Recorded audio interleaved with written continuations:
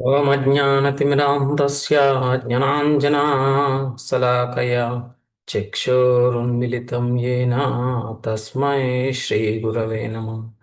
नमो ॐ विष्णुपदाय कृष्णप्रस्थाय भूतले श्रीमते जयपताका स्वामिनिति नामिने। नमाचार्यपदाय निताय कृपाप्रदायिने गौरकथाधामदाय नगरग्रामतारिणे।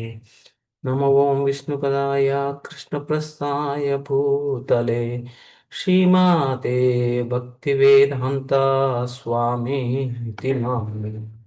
नमस्ते सारस्वते देवे गौरवाणी प्रचारिणे निर्विशेष शून्यवादी पाश्चात्य देशतारिणे। जय श्री कृष्ण चैतन्य प्रभु नित्यानंद श्री अद्वैत गदाधर सॉरी गौर भक्तवृंद। हरे कृष्ण कृष्ण कृष्ण हरे हरे हरे हरे राम राम राम हरे हरे। मुखं करोति वाचालं पंगुं लंघयते गिरिं यत्कृपातमहं वन्दे श्रीगुरुं दीनतारिणं परमानन्दमाधवं श्रीचैतन्य ईश्वरं। हरि ओं तत्सत्। బాగున్నారా అందరూ? మీ అందరికీ శుభోదయం. ఆ, క్లాస్కి వచ్చినందుకు సుస్వాగతం. అందరికి కూడా సుస్వాగతము, సంతోషం కూడా. అయితే అందరూ ఈ యొక్క వాతావరణం గురించి, అంటే వానలు బాగా పడున్నాయి కదా, అందరు కూడా సంతోషం. ఇప్పుడైతే అందరు కూడా ఆ వానలో నుంచి బయటపడి ఉంటారని నేను ఆశిస్తున్నాను. Right, okay. సో మనం ఈరోజు ఏం మాట్లాడుతున్నాం? సేమ్ అదే. మనకి లాస్ట్ ఒక వారం రోజు నుంచి కూడా ఇదే టాపిక్ కదా. ఏంటది అది? కృష్ణుని ఎందుకు పూజించాలి మనం మిగతా దేవతను పూజించకుండా? అయితే ఇక్కడ మనకి భగవద్గీతలో భాగవతంలో కూడా చాలా ప్రదేశాల్లో ఉమ్, మంచిగా వివరించారు అసలుకి ఎందుకు మనం కృష్ణుని పూజించాలి. మనం ఏ సేవ చేసినా కానీ కృష్ణుణ్ణి అనుకోని ఏ విధంగా చేయాలి అని చెప్పేసి కూడా చెప్పడం జరిగింది. అదే ప్రభుపాద అదే చెప్తారు. ఏం చెప్తారు? Religions means to know God and to love him. అంటే సైన్స్ ఆఫ్ సెల్ఫ్ రియలైజేషన్ లో చెప్తారు. ఏం చెప్తారు? రిలీజన్ అనేది ఉమ్, భగవంతుని గురించి తెలుసుకోవటము, ఆయన ఏ విధంగా ప్రేమించాలని చెప్పేసి. అర్థమైంది కదా? అయితే religion without philosophy sentiment or sometimes fanaticism, while philosophy without religion is mental speculation. Prabhupad says that.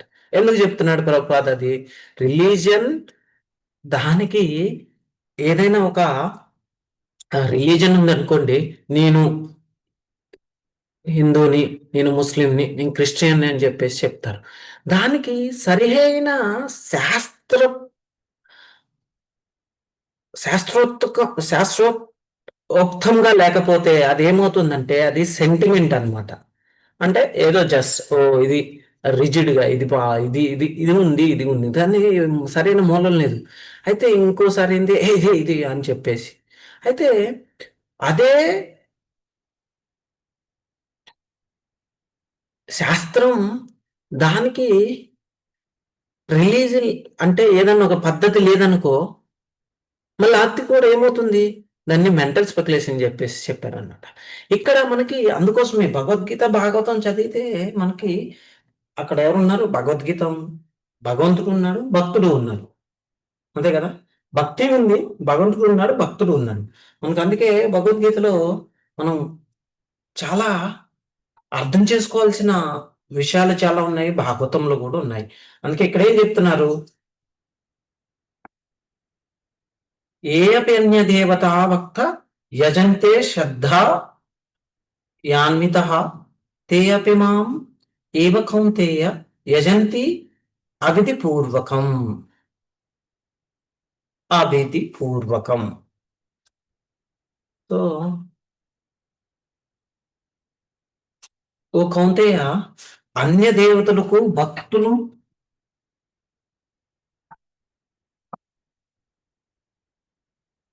భక్తులై వారిని శ్రద్ధతో పూజించువారు వాస్తవమునకు అవిధిపూర్వకముగా నన్నే పూజించుచున్నారు. అది మనకి దేవతలను పూజించుట యందు, ఇంకోటి చాలా దేవతలను పూజిస్తున్నాం. ప్రభుపాదులు మనం ఈ యొక్క ఉదాహరణ చాలా సార్లు కూడా మాట్లాడుకున్నాం. ఏం చెప్తున్నాం? ఏదన్నా ఇప్పుడు మనం చెట్టు ఉన్నది. ఈ చెట్టుకి నీళ్లు పోస్తున్నాము. అంటే ఆకులకి, కొమ్మలకి, వాటికి. వాటన్నిటికి నీళ్లు పోసే బదులు వేటికి నీళ్లు పోయాలి? వేర్లకి నీళ్లు పోసామనుకో అయిపోతుంది కదా మంచిగా. వేర్లకి నీళ్లు పోస్తే చెట్టుకు వచ్చేస్తుంది మొత్తానికి. అదేవిధంగా తగిన జ్ఞానం లేనివాడు నియమపాలనను లేనివాడుగా పరిగణించబడతారు. అందుకే మనం ప్రసాదం తీసుకుంటున్నాం. ఇక్కడ పొట్టకు అందిస్తున్నాం. పొట్టకు అందిస్తే ఏమవుతుంది? మిగతా భాగాలన్నిటి కూడా దేహంలోని అన్ని భాగాలకు ఇది సమర్పిస్తుంది మనకి. ఆ యొక్క శక్తిని అనేది ఇస్తుంది. కానీ మనం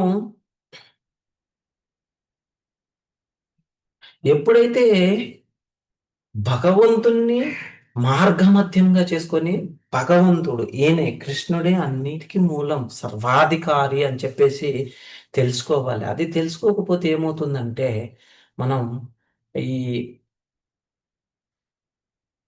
నీళ్ళల్లో రాచినట్లు అవుతుంది. నీళ్ళల్లో రాస్తే ఏమవుతుందండి? నీళ్ళల్లో రాస్తే, నీటిపై రాస్తే ఏమవుతుంది? అది ఉండదు.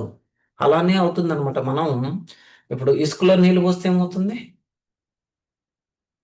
అది. సో, మనం ఏం చేయాలి దానికి? అందుకోసమని భగవంతుడిని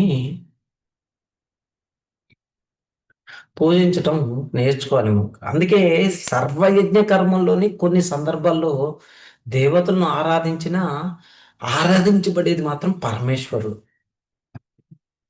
భగవంతుడు శ్రీకృష్ణుడు. ఎందుకంటే ఆయన ప్రతి ఒక్కరి అంతరాత్మగా, సర్వవ్యాపకుడిగా, అంతర్భాగంగాను, బాహ్య భాగంగాను గాలివలే సర్వత్రా విస్తరించి ఉన్నాడు. కాబట్టి యజ్ఞకర్తకు సమస్త మంగళ ఫలమును ప్రసాదించగలవాడు ఆయన ఒక్కరే. అది అర్థం చేసుకోవాలి. ఎట్లా? అది మనకి ఎవరు చెప్తున్నారు? అది మనకి భాగవతం కూడా అదే చెప్తుంది. యాస్మిన్ని హరే భగవాన్ ఇజ్యామన ఇజ్యాత్మమూర్తి యచ్యాత్మ సంతనోతి కామాన్ అమోఘం స్త్రీ జగన్మోహనాం సారీ జగన్మానం అంతర్బాహిర్ వాయు ఇవైష ఆత్మ. మనకు అదే చెప్తున్నారు. అంటే కొన్ని సందర్భాల్లో ఇంద్రుడు, చంద్రుడు వంటి దేవతలను యజ్ఞాల యజ్ఞాల్లో ఆరాధించి మనం వారికి బహుమతులు సమర్పించటం అవన్నీ చూస్తూనే ఉంటాం. అంతే కదా? యజ్ఞంలంతా చివరికి భగవంతుడికే వెళ్తున్నాయి. పరమేశ్వరుడు యజ్ఞకర్త ఆయనే కదా. మనకు 3వ అధ్యాయంలో ఆయనే చెప్తున్నాడు. ఏం చెప్తున్నాడు? యజ్ఞార్థ నాకు ఏది సమర్పించిన కానీ నాకే వస్తుంది, అది యజ్ఞ రూపేణ అని చెప్తున్నాడు. యజ్ఞాధిపతి అని చెప్పేసి. దేవతలు స్వతంత్రంగా ఏది చేయలేరు. ఎందుకంటే వారు కూడా పరమేశ్వరుని ఆధీనంలో ఉన్నారు. ఆయన సర్వజీవుల్లో అంతర్యామిగా ఉన్నాడు. వాళ్ళు అందువలన యొక్క చలన అచలన సృష్టిలో సమానంగా విస్తరించి ఉన్నాడని మనం అర్థం చేసుకోవాలి. మనకి అదే కదా చెప్తున్నారు ఇక్కడ.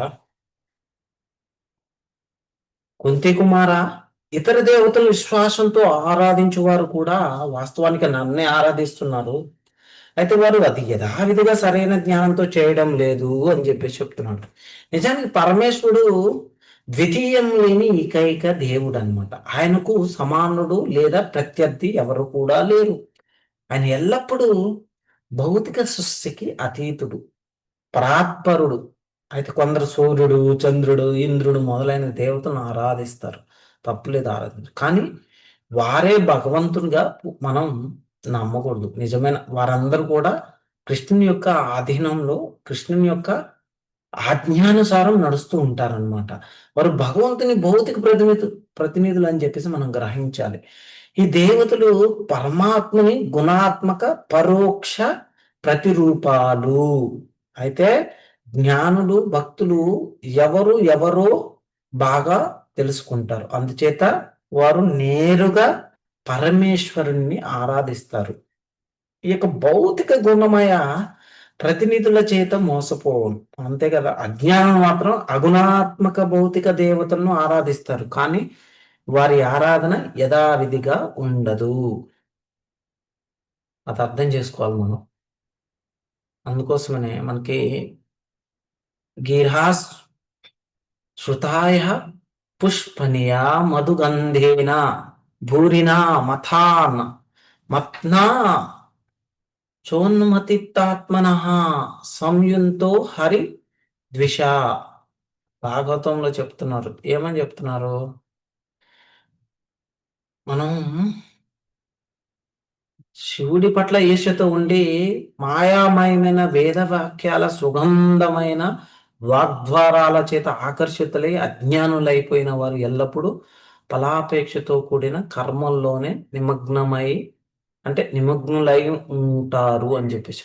అయితే వేదాల్లో ఉన్న పుణ్య కార్యాలు చేస్తే ఉన్నత లోకాలకు చేరవచ్చు అనే వాగ్దానాన్ని ఏమంటారు? పుష్పవచనం అని మనకి ఉపకరించబడ్డాయి. ఎందుకంటే పుష్పంలో సుగంధం ఉన్నప్పటికీ అది చాలా కాలం నిలవదు. అలాగే పుష్పంలో తేనె ఉన్నా అది శాశ్వతం కాదు. ఎందుకు కాదని శాశ్వతం? పువ్వు ఆడిపోతే అది మళ్ళీ మనకి లభించదు. ఆ యొక్క సుగంధ పరిమళం లభించదు. తేనె లభించదు. అంతే కదా. అదే విధంగా వేదాల్లో చెప్పబడే భౌతిక లోక సుఖాలకి స్వర్గప్రాప్తి వంటి ఫలితాలు అంటే ఫలాలు గాని ఇవన్నీ తాత్కాలికమైనవి. అవి కొంతకాలం ఆనందాన్ని ఇస్తాయి అంతే. కానీ అనంతమయమైన ఆధ్యాత్మిక సుఖాన్ని ఇవ్వలేవు. అందువల్ల భగవంతుని నిజస్వరూపం తెలుసుకున్న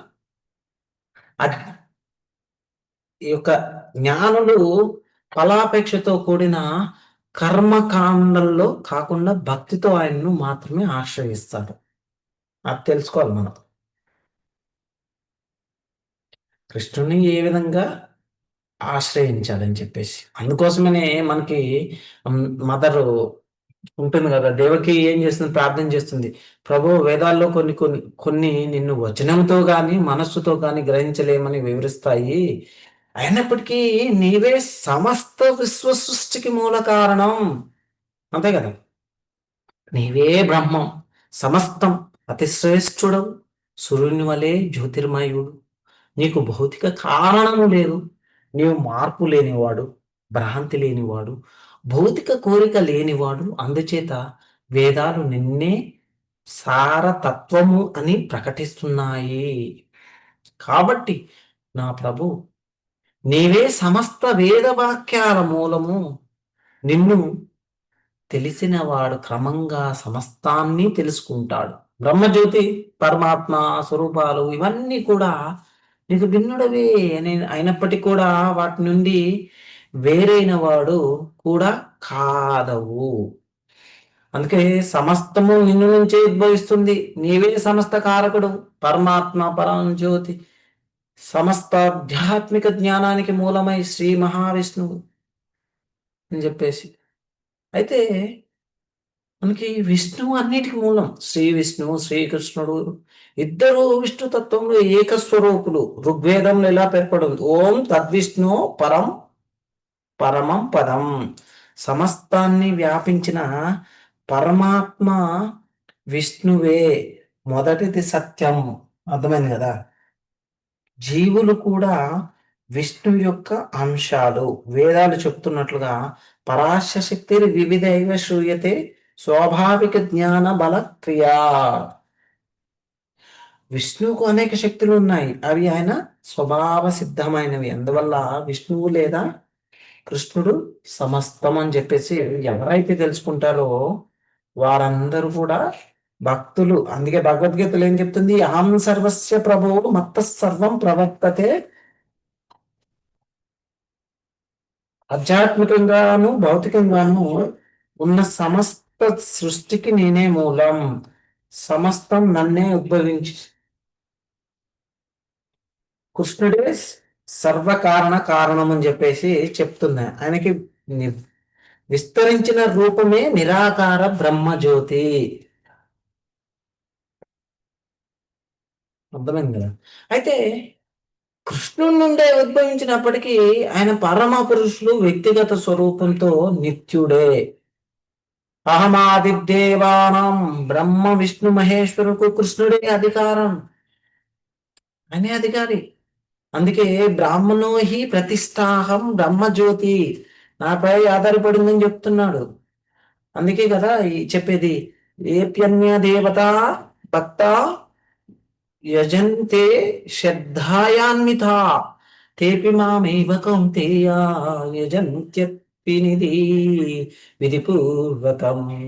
ఇతర దేవతలను ఆరాధించే వారు కూడా వాస్తవానికి నన్నే ఆరాధిస్తున్నారు, కానీ సరైన జ్ఞానంతో కాదు. ఇతర దేవతలు వేరు వేరు దేవుళ్ళు కావు, వారు కూడా కృష్ణుని అంశాలు, జీవరూపాలే. మమైవాంశో జీవలోకే జీవభూత అని కృష్ణుడు స్వయంగా ఏ అడుగు, ఏ చుప్, Hare Krishna, stop sound, mobile అడిగో. సెక్యూరిటీ, సెక్యూరిటీ, ఒక సెకండ్.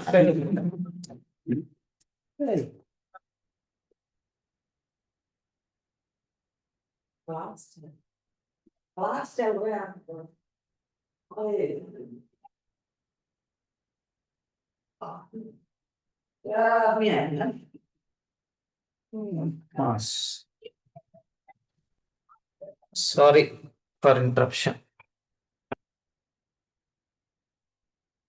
భౌతిక మోహానికి లోనై ఉన్నవారు వివిధ దేవతలను ఆరాధిస్తారు, కానీ అది అవిద్య అని అర్థం చేసుకోవాలి మనం. కామైస్తే ఋతజ్ఞాన ప్రాపద్యంతేన్య దేవత, కోరికల చేత జ్ఞానం దెబ్బ తిన్నవారు ఇతర దేవతల వద్ద శరణు కోరుతారు. అది మనం అర్థం చేసుకోవాలి. అయితే అందువల్ల భగవంతుడు శ్రీకృష్ణుడు లేదా మహావిష్ణు సమస్తానికి మూలం. అందుకే కదా వేదవాక్యం ఏం చెప్తుంది, యస్య భాష సర్వమిదం విభాతి. ఆయన ప్రకాశంతోనే జగత్తు వెలుగుతుంది. సత్యం జ్ఞానం అనంతం యద్ బ్రహ్మజ్యోతి సనాతనం. బ్రహ్మజ్యోతి నిత్యమైంది, అయినప్పటికీ అది కృష్ణునిపై ఆధారపడి ఉంది. మనకి అందుకోసమనే భాగవతంలో అదే చెప్తున్నాడు. మళ్ళీ మనకేం చెప్తున్నాడు, బ్రహ్మసంతులు ఏం చెప్తున్నాడు, అండాంతరస్తు పరమాణు జయాంతరస్థం. ఆయన విశ్వాంతరంగాను అణువులోను ఉన్నాడు. యశ ప్రభావతో జగదండ కోటి, ఆయన జ్యోతి నుంచి కోటాను కోట్లు విశ్వాలు ఉద్భవిస్తున్నాయి. ఇలా చూస్తే ప్రతి తత్వం ప్రతి సృష్టికి చివరికి కృష్ణుల్లో ఆర్భవించింది, ఆయనలోనే లయమవుతుంది. దేవకి నిత్యపుత్రులు కావడంతో తన గర్భంలో ఉన్నవాడు స్వయంగా విష్ణువు అవతరించాడని గ్రహించింది. అని అన్నది. ప్రభు నారాయణ, రామ, శేషుడు, వరాహుడు, నృసింహుడు, వామనుడు, బలరాముడు మొదలైన అనేక అవతారములు నిండే ఉద్భవించినవే. ఇవన్నీ వేదాల్లో పరమసత్య స్వరూపంగా వర్ణించబడ్డాయి. నీ అవతార రూపాలు ఈ భౌతిక సృష్టికి అతీతమైనవి, నిత్యమైనవి, స్వప్రకాశమైనవి, నిర్వికారమైనవి. అవి ఆధ్యాత్మిక జ్ఞానంతో ఆనందంతో నిండి ఉన్నవి. నువ్వు ఏకరూపుడు కాదు, అనేక పరమ రూపాలు నీలో ఉన్నవి. అందుచేత నీవే పరమేశ్వరుడు, శ్రీ మహావిష్ణువు. అయితే మహావిష్ణువే సమస్తము ఆయన నుండే ఉద్భవించింది, ఆయనలోనే లీనమవుతుంది. ఆయన సర్వాంతర్యామి, సర్వవ్యాప్తుడు, కానీ భిన్నుడు కూడా. మహాప్రభు ఏం చెప్తారు, అచింత్య భేదతత్వం. భగవంతుడు అన్నింటిలో ఉన్నాడు, ఆయన అన్నీ ఆయనవే, అయినప్పటికీ ఆయన నుండి వాటి నుండి స్వతంత్రుడు అనే పరమసత్యం. అంతే కదా. అయితే మనకి కృష్ణుణ్ణి పూజించాలి. మిగతా అయితే నిజానికి సమస్త వేద సాహిత్యం మనిషిని పరమ పరిపూర్ణ భక్తి స్థితికి నడిపించడమే లక్ష్యంగా ఉంచుతున్నాం. కర్మకాండ అదే చెప్తారు, ఫలాపేక్షతో చేసే కార్యాలు. జ్ఞానకాండ ఏం చెప్తుంది, తత్వ విచారణ గురించి, ధ్యాన మార్గం, యోగ ద్వారా మొదలైన మార్గాలు పరిపూర్ణతను అందించవు మనకి. భగవంతుడు భక్తి మార్గం ద్వారానే పొందగలిగేవాడు. అందుచేతనే వేదాలు భక్తి యోగాన్ని స్వీకరించమని సూచిస్తున్నాయి. అందుకే కదా ఈ విషయంలో చైతన్య మహాప్రభు భగవంతుని మనకి అదే చెప్తున్నాడు. ఏం చెప్తున్నాడు? నా సాధ్యంతి మాం యోగో నా సాంఖ్యం ధర్మ ఉద్ధవా నా స్వాధ్యాయ తపస్త్యాగో యత భక్తేర్ మమోర్జిత. మనకి ఇది 11వ అధ్యాయంలో 11వ స్కందంలో చెప్తున్నారు. మనకి తెలుసు కదా ఉద్ధవ్ గీత.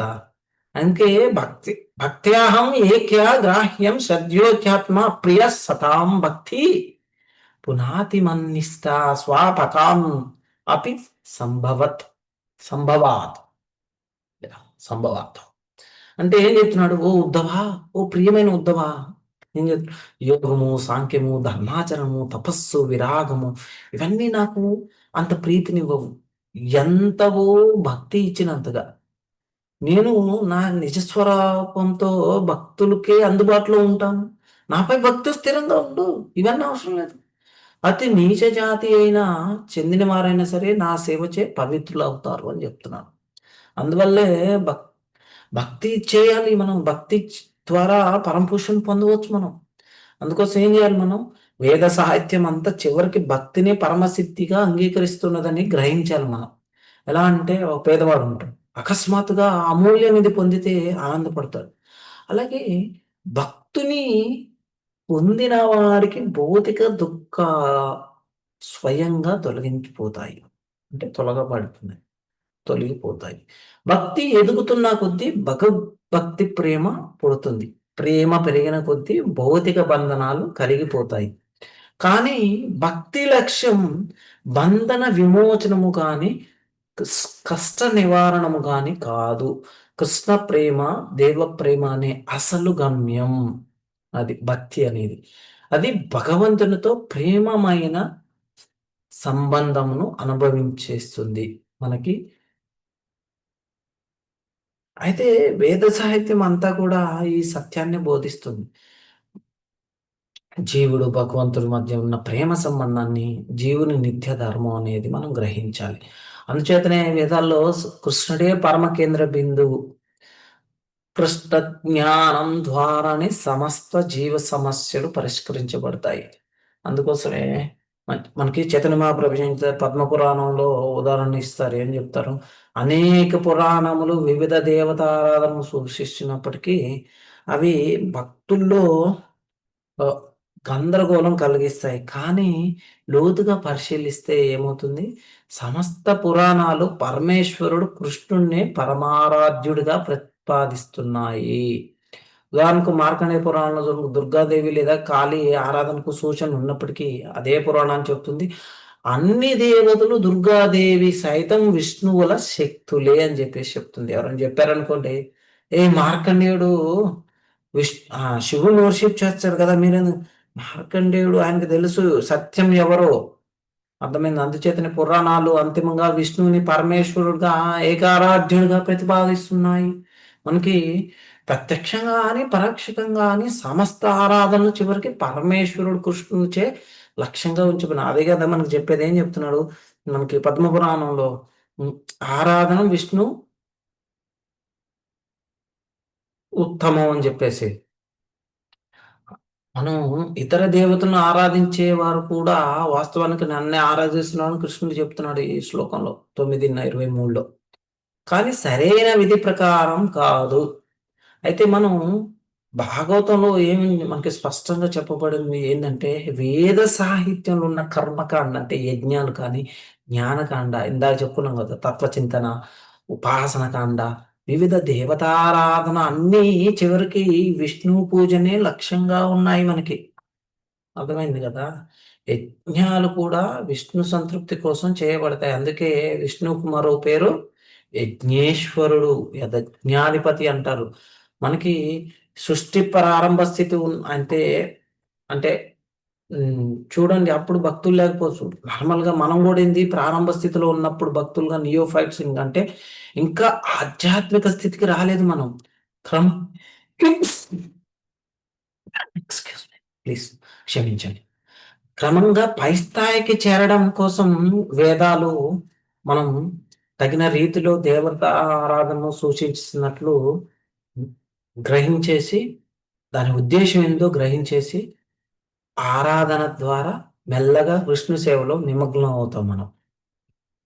ఉదాహరణకు మాంసాహారానికి అలవాటు ఉన్న వారికి పురాణాలు చెప్తే దేవీ కాలికి సమర్పించి మాత్రమే పూజించాలి. అంతే గదా! అయితే మనకి ఇది వారిని దుర్గుణాల నుండి దూరం చేసి మెల్లగా దైవ సేవ వైపు నడిపే మార్గాన్ని సూచిస్తుంది. మనకి వేదాలు, ఉపనిషత్తులు, పురాణాలు, గీత అవన్నీ ఒకే మాట చెప్తున్నాయి. భక్తి యోగమే పరమ మార్గం. కృష్ణ భక్తినే వేదాల పరమ గమ్యం. అది తెలుసుకోవాలి మనం. అయితే వేద మంత్రాల్లోని తాత్విక భాగాలు మనిషికి పరమాత్మ మరియు మాయ మధ్య తేడాను గ్రహించే శక్తిని ఇవ్వడానికే ఉద్దేశింపబడ్డాయి. ఒకసారి మాయ యొక్క స్థితిని బాగా అర్థం చేసుకున్నవాడు స్వచ్ఛమైన భక్తి యోగ మార్గంలో ప్రవేశించి పరమేశ్వరుని చేరుకోవచ్చు. ఇదే మనకి తత్వ విచారణ యొక్క అసలు ఉద్దేశం. అర్థమైందా? అయితే భగవద్గీతలో మనకి ఏడో అధ్యాయంలో ఏం చెప్తున్నాడు? 19వ శ్లోకంలో కృష్ణుడు బహునాం జన్మనాం మంతే జ్ఞానవాన్ మాం ప్రాపద్యతే వాసుదేవ సర్వమితి సా మహాత్మ సుదుర్లభ.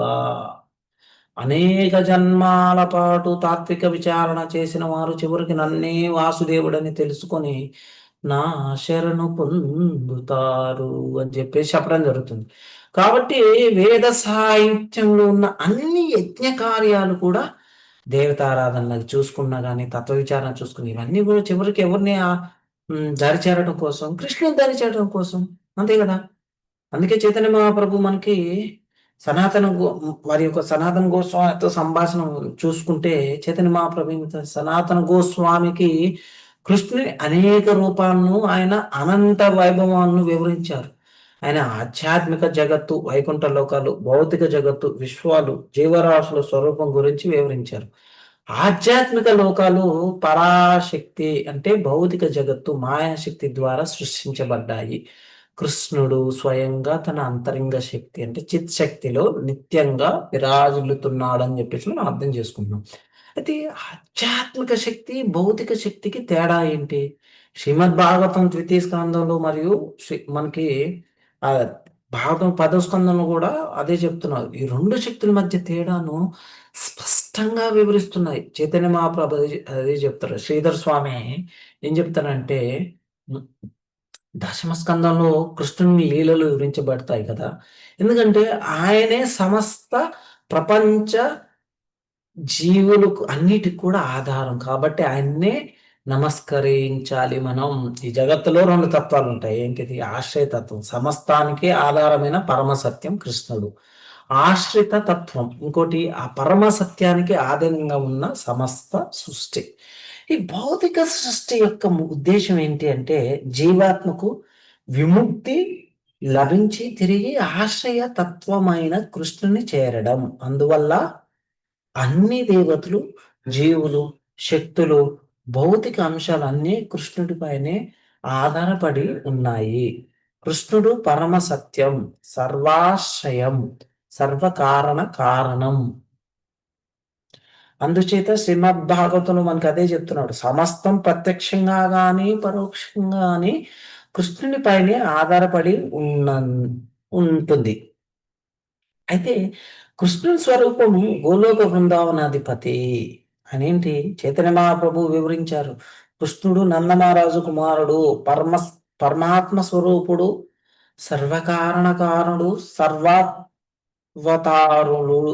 అవతారాలకి మూలుడు.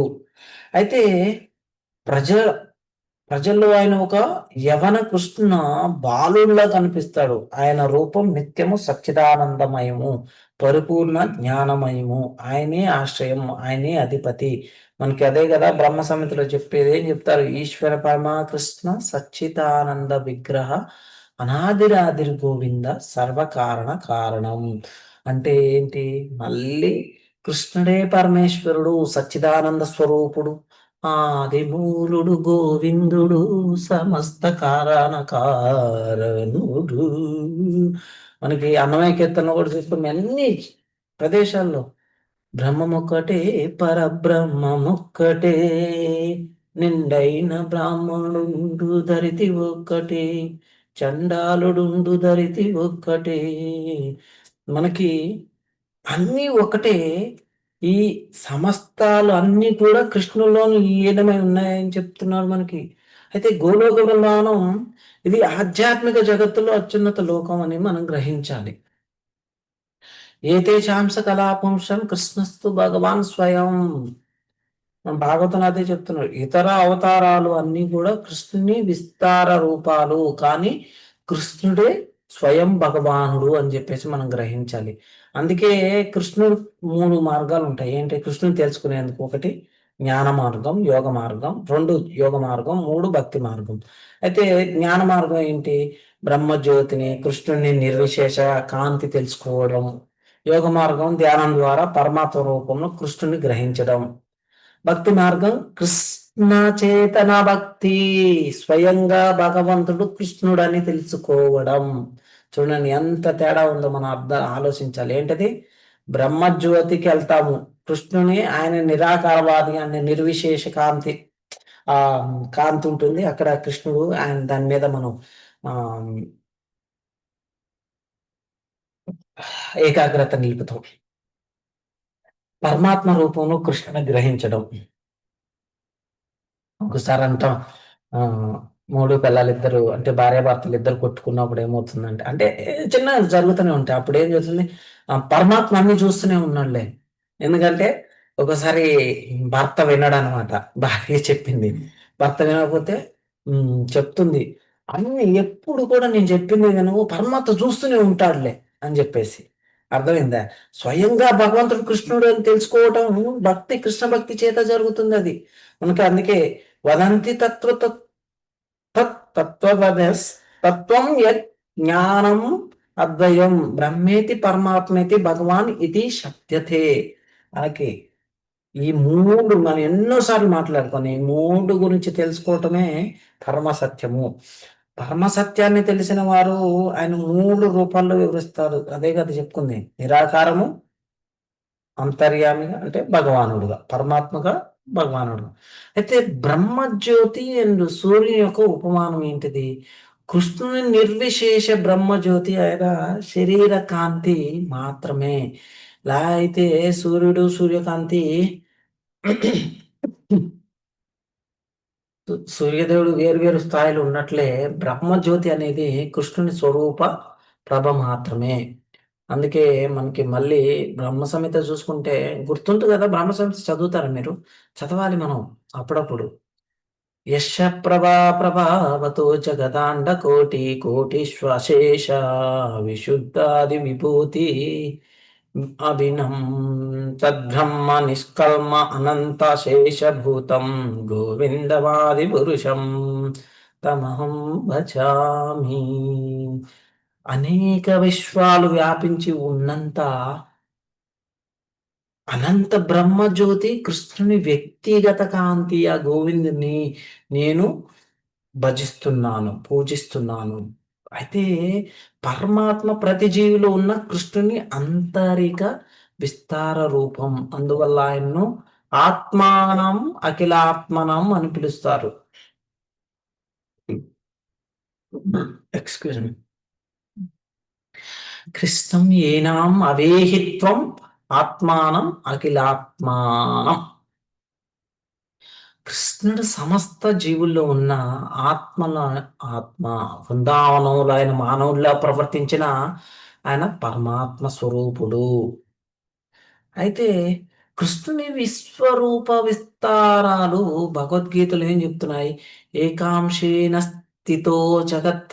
కృష్ణుడు తన విస్తార రూపమైన గర్భోదక సాయి విష్ణువుగా ప్రతి విశ్వంలో ప్రవేశిస్తున్నాడు. తర్వాత క్షీరోదక సాయి విష్ణువుగా ప్రతి జీవి హృదయంలో స్థితిని చేరుతూ మనకి చేస్తూ ఉంటాడనమాట. అయితే సమస్త తత్వ విచారణ యజ్ఞకాండ, దేవతారాధన ఇవన్నీ చివరికి కృష్ణుని వైపు దారి తీస్తాయి. కృష్ణుడే పరమసత్యం, సర్వాశ్రయం, సర్వకారణ కారణం. భక్తి యోగమే పరమా మార్గము. దాని వలన మాత్రమే కృష్ణుని సంపూర్ణంగా గ్రహించగలము. భక్త్యా మా అభిజానాతి శాశ్వతత్వత అంటే ఆయన్నే తత్వముగా తాత్వికముగా గ్రహించగలిగేది భక్తి యోగ ద్వారా మాత్రమే సాధ్యమవుతుంది. అది గ్రహించాలి. అందుకోసమే ఏం చేయాలి? అహం హి సర్వయజ్ఞాం భోక్తాస్య ప్రభురేవ చ నతు మామభిజానాంతి తత్వనాతస్య వంతి తే. నేనే సర్వ యజ్ఞములకు లోకమును భోక్తను మరియు ప్రభువును అయిచున్నాను. అందుచే నా వాస్తవమైన దివ్య స్వభావమును గుర్తింపలేని వారు పతనము చెందుతున్నారని నెక్స్ట్ శ్లోక అదే చెప్తున్నారు, 9:24. అయితే యజ్ఞం అనగా విష్ణువు. భగవద్గీత అదే, యజ్ఞుడు లేదా విష్ణువు సంతృప్తిపరచిన కొరకే ప్రతి ఒక్కరూ కర్మను అనురింపవలనని స్పష్టంగా తెలుపబడింది. మానవ నాగరికకు పరిపక్వ రూపమైన వర్ణాశ్రమ ధర్మం ప్రత్యేకించి విష్ణువును సంతృప్తి పరచుట కొరకై ఉద్దేశింపబడినదని గ్రహించాలి మనం. కనుకనే శ్రీకృష్ణ భగవానుడు నేనే పరమ ప్రభువు కావున సర్వ యజ్ఞములకు నేనే భక్తులను పలుకుతున్నాడు. అర్థమైంది కదా? కానీ మందబద్ధులు ఏం చేస్తున్నారు? ఈ సత్యం నెరుగక తాత్కాలిక లాభము కొరకే దేవతను పూజిస్తున్నారు. అంతే కదా? మనం మందబుద్ధులమా? కాదు, మనం కృష్ణుని పూజిస్తున్నాం, గ్రహించాలి. కనుక భౌతిక జీవన స్థితికి పతనము చెంది ఎన్నడును మానవ జన్మ యొక్క వాంఛిత లక్ష్యమును పొందజాలము. ఆయన్ను ఎవరైనా భౌతిక వాంఛను నెరవేరవలెనని వాంఛించిన అది శుద్ధ భక్తి కాకును మనం వాటి కొరకే భగవాను ప్రార్థించుటయే ఉత్తము. తద్వారా వాంఛిత ఫలమును పొందుతాము. అర్థమైందా? మనకు అందుకే చెప్తున్నారు. ఏం చెప్తున్నారు? యాంతి దేవా వ్రత దేవాంతి యుత్వాని పితృవ్రత పిత్రాని పితృవ్రత భూతాని యాంతి భూతేజ్య యాంతి మధ్యాజి నోపిమా. అదే కదా, దేవతలను పూజించేవారు దేవతల్లో జన్మింతురు, పితృదేవతను పూజించేవారు పితృలోకము చేరుదురు. భూత ప్రేతమును పూజించేవారు వారి అందే జన్మింతురు, కానీ నన్ను పూజించేవారు నాతో నివసిస్తురు. ఎంత క్లియర్ గా చెప్తున్నాడు కృష్ణుడు మనకి. అది మనం అర్థం చేసుకోవాలి. సో ఎప్పుడైతే ఇది అర్థం చేసుకుంటామో మన యొక్క జీవిత సాఫల్యం అనేది సాధ్యమవుతుంది. అర్థమవుతుంది కదా? ఒకసారి హరే కృష్ణ మహామంత్రం చెప్పండి. హరే కృష్ణ కృష్ణ కృష్ణ హరే హరే, హరే రామ హరే హరే హరే కృష్ణ హరే కృష్ణ హరే రామ రామ రామ హరే కృష్ణ హరే రామ హరే రామ రామ రామ హరే హరే కృష్ణ హరే కృష్ణ కృష్ణ కృష్ణ హరే హరే, హరే రామ రామ రామ హరే కృష్ణ ప్రభుజీ ప్రణామ ప్రభుజీ. హరే రామ రామ రామ. లతామాతాజీ మీ అబ్బాయి వచ్చాడు, కలిశాడు. లతామాతాజీ కర్నూలు నుంచి. మానస్ ప్రభుజీ, హరే కృష్ణ ప్రభుజీ, చాలా థ్యాంక్స్ ప్రభుజీ. మానస్ మీ అబ్బాయే కదా? అవును ప్రభుజీ. థ్యాంక్ యూ ప్రభుజీ, బాబుని రిసీవ్ చేసుకున్నందుకు బ్లెస్సింగ్ ఇచ్చారు ప్రభుజీ. హరకృష్ణ మాతాజీ, మాది కూడా కర్నూలే. మీ నంబర్ ఇవ్వండి మాతాజీ, నేను మిమ్మల్ని లేపుతా. మీరు మార్నింగ్ 4 o'clock లేయాలన్నారు కదా. ఇప్పుడు లేస్తున్నాను మాతాజీ. ఓకే మాతాజీ. ఎక్కడ అది? వెంకటరమణ కాలనీ అన్నారు కదా? ఇంకా వెంకటరమణ కాలనీ అన్నారు కదా? ఇంకా ఏమైనా డౌట్స్ ఉన్నాయా? క్లౌడ్ నైన్ మాతాజీ. ఏమైనా డౌట్స్ ఉన్నాయా మీకు? హరే కృష్ణ. Okay right. వాంఛ కల్పతరుభ్యశ్చ కృపా సింధుభ్యై పతితానాం పావనేభ్యో వైష్ణవేభ్యో నమః. హరే కృష్ణ కృష్ణ కృష్ణ హరే హరే రామ రామ రామ రామ కృష్ణ మాతాజీ ప్రభుజీ అందరికి దండవత్ ప్రణామాలు. హరే కృష్ణ ప్రభుజీ దండవత్ ప్రణామాలు. హరే కృష్ణ. హరి బోల్. హరే కృష్ణ ప్రభుజీ దండవత్ ప్రణామం. దండవత్ అందరికి కూడా మరొకసారి రైట్. హరి బోల్. హరి బోల్. ప్రభు దామోదర హారతి ప్రభు. చేయండి. ఇవాళ నేను ప్రభుజీ పాడతాను. బాబుకి అసలు భక్తి అంటే చెప్తే చేస్తాడు ప్రభుజీ, అసలు భక్తి